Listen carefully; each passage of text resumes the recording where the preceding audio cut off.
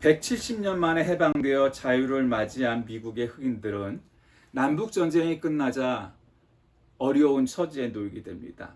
원래 남부지방은 농업지역이었으니까 남부에 흑인 노예들이 많이 살았고, 북부지방은 공업지역이라서 자유로운 노동자가 필요했던 그런 정치적, 경제적 이유가 있었기에 그들은 참 난감했습니다.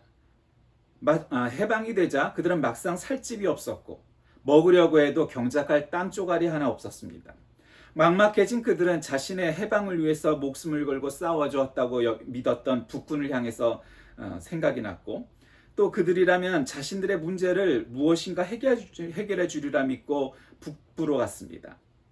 그러나 그 모든 일은 원칙만 내세울 뿐 발붙일 곳이 없었고, 그들에게 식사 한 끼 또한 집 한 칸 마련해 줄 상황은 되지 않았습니다. 따라서 그들은 다시 남쪽으로 가서 살게 됩니다. 원칙만 따지는 것은 메마른 사막이라 원칙 없이 인정만 있어도 무질서하기 마련입니다. 합당한 방법을 성경에서 찾고 늘 은혜 가운데 살 때 그것이 정말 사람다운 사람 사는 세상이 될 것입니다.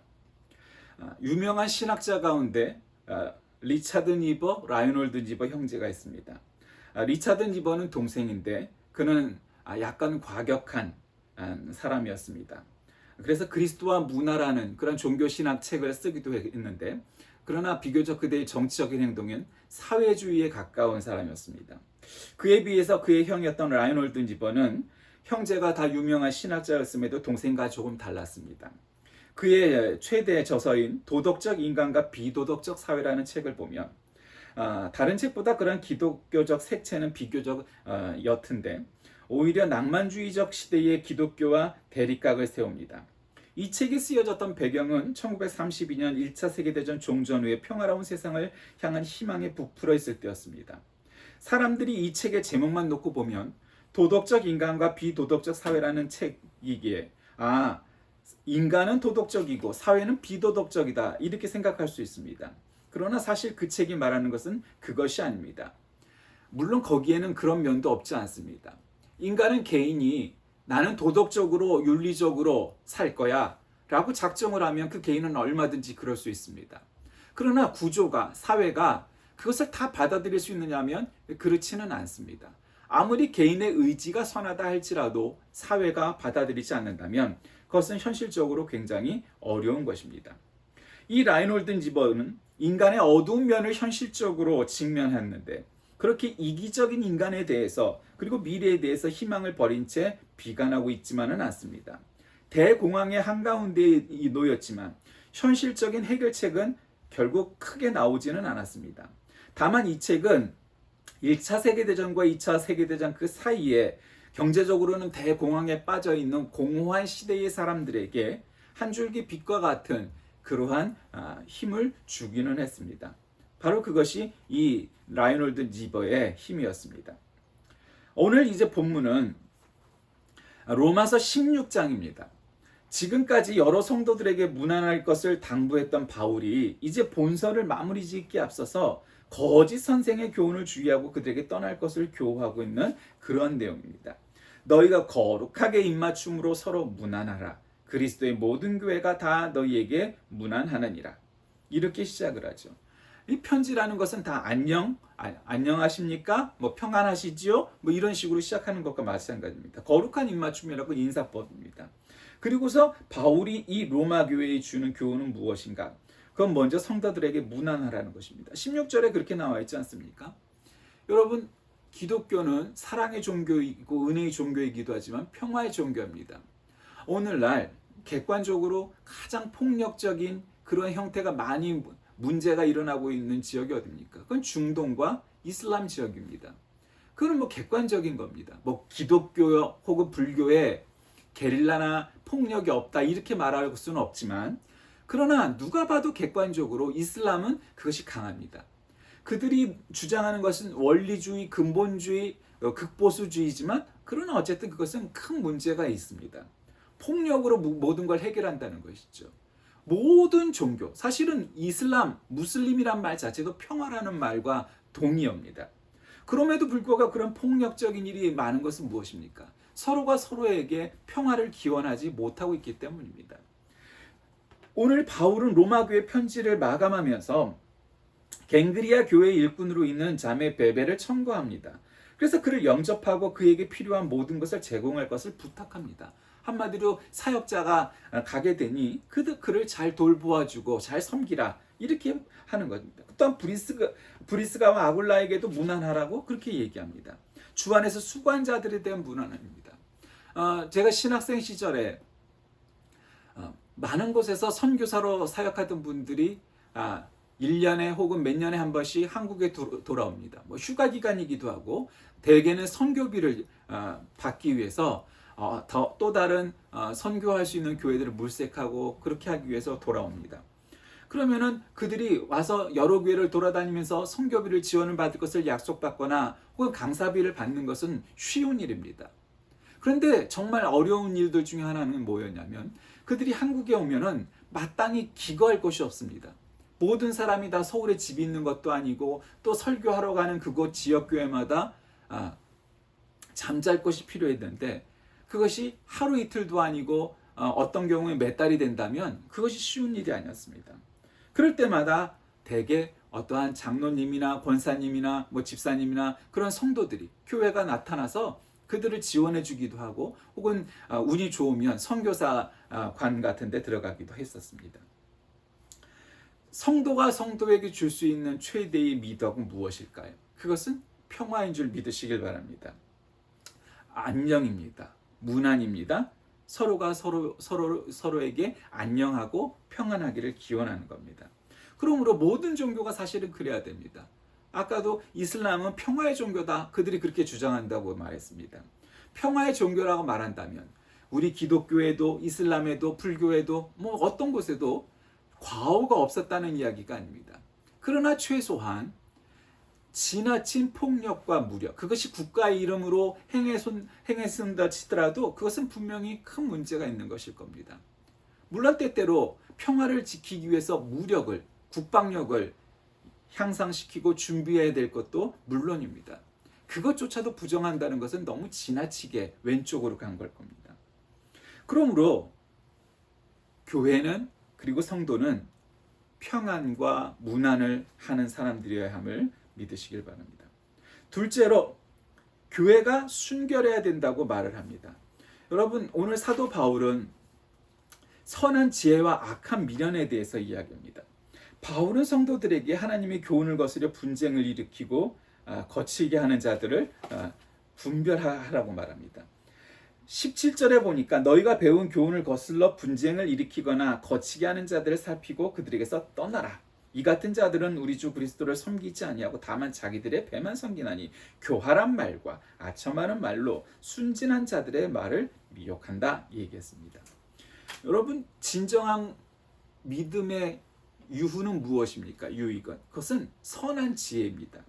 그리고 미련에 대해서 악한 겁니다. 우리가 지혜에 대해서 하나님께서 우리에게 주시는 지혜에 대해서는 선한 마음으로 다가가고 미련한 것에 대해서는 악한 걸로 또한 다가가야 됩니다. 그러기 위해서는 분쟁을 일으키는 자에게서 떠나라 이렇게 얘기합니다. 어떤 교회도 대다수는 사실 왔다 갔다 하기도 하지만 전반적으로는 잘 믿으려고 노력을 하죠. 근데 그 중에서 한 소수쯤 되는 사람들은 상황이 어떻든 그냥 아주 열심당원들이 있죠. 그냥 새벽 기도도 빠지면 안 될 것 같고 심야 기도도 모든 공예배 모든 교회 행사들 빠지면 안 될 거라는 그런 열심을 갖고 하는 사람도 또 소수가 있습니다. 근데 또 소수는 그 정도의 숫자는 아주 열심히 있는 사람만큼은 그만큼 해당되는 숫자가 뭔가 교회에서 말로는 믿음이 좋다고 얘기하고 교회를 위한다고 그러고 목회자를 위한다고 하면서 사실은 교회를 분열시키고 싸움을 일으키고 마귀의 시험에 들어있는 자들은 또 그만큼의 숫자가 어디나 있게 마련입니다. 좋은 교회냐 나쁜 교회냐 할 것 없이 어디나 있게 마련입니다. 그 사람들이 마귀가 아니라 그 사람들이 마귀의 시험에 들는 자들입니다. 그들은 처음부터 끝까지 자기들이 옳다 얘기를 하고 믿음이 있다 얘기를 하지만 결국 그걸로 인해서 교회가 분열됩니다. 그래서 교회가 갈라지기도 하고 교단이 갈라지기도 하고 심지어는 역사를 보면 그걸로 인해서 전쟁을 하기도 합니다. 동방 정교회와 서방 로마 가톨릭 교회가 전쟁을 하게 된 것도 맨 처음에는 신학 논쟁에서 시작합니다. 그 신학 논쟁은 뭐였냐면 원래는 성부, 성자, 성령 이 삼일체 하나님에 관해서 이제 그것이 우리 기독교의 정설이다 얘기하고, 그다음에 이제 퀴리오스 논쟁이라고 그래서 서방 교회는 성부 하나님으로부터 성령이 나오셨고 또한 성자 하나님으로부터 나왔다 그렇게 얘기했더니, 동방정 교회는 아니다, 성령은 성부 하나님에게서만 나온다 이렇게 주장을 하면서 갈라졌습니다. 즉 문제는 그것이 평화롭게 있었다면은 나중에 얼마든지 다시 화합하고 일치를 할 수 있었겠죠. 근데 결국 그걸 발단으로 해서 정치적으로는 동로마 교회, 서로마 교회가 나뉘고, 또한 종교적으로는 동방정교회와 서방 로마 가톨릭 교회로 갈라집니다. 그리고는 그것이 나중에는 전쟁하고 싸우는 데까지 벌어지게 됐죠. 왜 그럴까요? 어느 한쪽이 옳았느냐 하는 것을 분별하기도 전에 서로 싸우고 전쟁하기 시작을 했기 때문입니다. 누가 더 옳으냐? 신학적으로, 종교적으로, 혹은 정치적으로, 역사적으로. 그거를 분별하기 전에 이미 그들은 분열되었고 나중엔 전쟁도 하고, 그렇게 해서 결국 각각 망하는 데 기여를 하게 됩니다. 특별히 동방정교의 수도였던 콘스탄티노플은 지금의 이스탄불인데, 동로마 제국이 멸망하게 되고 이 동로마 교회가 쇠퇴하게 되자 그 지역이 터키, 이슬람 국가가 됐고, 지금 얼마 전에 뉴스로 보니까 성소피아 성당이 원래는 약간 중립적으로, 원래는 동방정교의 본좌교였으니까 아주 총대주교가 있는 교회였으니까 그것을 박물관처럼 문화재로 여기다가 최근에는 그것을 이슬람 성원으로, 그러니까 우리로 얘기하면 교회로 만든다고 말을 합니다. 얼마나 비참한 역사가 형성됐습니까? 결국 동부와 서가 싸우다가 결국 이슬람 교회가 그곳을 차지하게 되는 역사를 마련합니다. 셋째로 바울은 마지막 이별 인사를 합니다. 로마 교회에 문안하는 자들과 교회를 경고케 할 복음에 대해서 얘기합니다. 그러면서 결국 오늘 본문은 너희의 순종함이 모든 사람에게 들린다. 그러므로 내가 너희로 말미암아 기뻐하니 너희가 선한 데 지혜롭고 악한 데 미련하기를 원한다 얘기합니다. 여러분, 살아가다 보면 우리가 선한 데 지혜롭고 악한 데 미련하기가 말로는 쉽지만 실제로는 쉽지 않음을 우리는 깨닫게 됩니다. 살다 보면 나는 그러지 않으려고, 나는 선하려고, 나는 선한 의지와 의도를 가지고 살아가려고 하지만 때때로는 다른 사람이 이해하지 못하고, 때때로는 사회 구조가 그러지 않을 때도 얼마든지 있습니다. 제가 우리나라 정치나 역사에서 가장 가슴 아프게 여기는 것은 독립운동을 했던 분들이 제대로 된 평가를 받지 못하고, 친일파가 나라를 장악하고 친일파가 기득권을 갖고 그런 것들이 너무 강세여서 독립운동을 했던 분들이 제대로 대우를 못 받고 그 후손들도 합당한 대가를 못 받는 것들이 가장 가슴 아픈 일들 중에 하나입니다. 왜 그렇게 되었을까요? 독립운동가의 자식들은 공부도 제대로 못 시키고 독립운동을 하다 보니까 배우지 못해서 소위 말하는 3D 업종, 3D 업종에 종사하는 사람들이 많았습니다. 그리고 친일파의 후손들은 부자였으니까, 돈이 많았으니까 그걸로 공부를 제대로 시켜서 이 나라의 주도권과 기득권을 갖는 사람들이 많이 됐습니다. 그러다 보니까 자기의 조상과 부모에 대해서 그거를 자꾸 정당화하려고 하다 보니까 그쪽으로 자꾸 말도 안 되는 논리와 학문을 만들어냅니다. 그러니까 이 나라가 그런 걸로 인하여서 아직도 친일, 공산주의 이런 데 심취해 있는 사람들로 인해서 이 나라의 정말 민족을 사랑하고 나라를 사랑하는 사람들이 그리 많아 보이지 않습니다. 그 바로 그러한 싸움 때문에 연유된 것일 겁니다. 교회도 마찬가지입니다. 열심을 갖는 거 중요하죠. 열심을 갖는데 중요하지만 앞뒤를 쳐다보지 아니하고 그냥 날마다 교회당 나와서 밤새워 철야 기도를 한다고 그가 정말 제대로 된 신자일까요? 그렇지 않습니다. 교회만 머물길 좋아서 내가 여기가 좋사오니 주여 이렇게만 기도한다고 해서 그가 좋은 신자가 아닙니다. 예배를 드렸으면 밖에 나아가 그 말씀대로 살아라. 세상을 변화시켜라. 땅끝까지 복음을 전하라. 그것이 우리 주님의 명령입니다. 그런데 나는 교회 안에만 있고 나는 믿는 사람들만 대할 거라고 여긴다면 그것은 큰 오산입니다. 신자란 저기 산꼭대기에 있는 절처럼 나는 세상과 단절하고 오직 득도에 머물 것이다, 이렇게 얘기하는 게 아닙니다.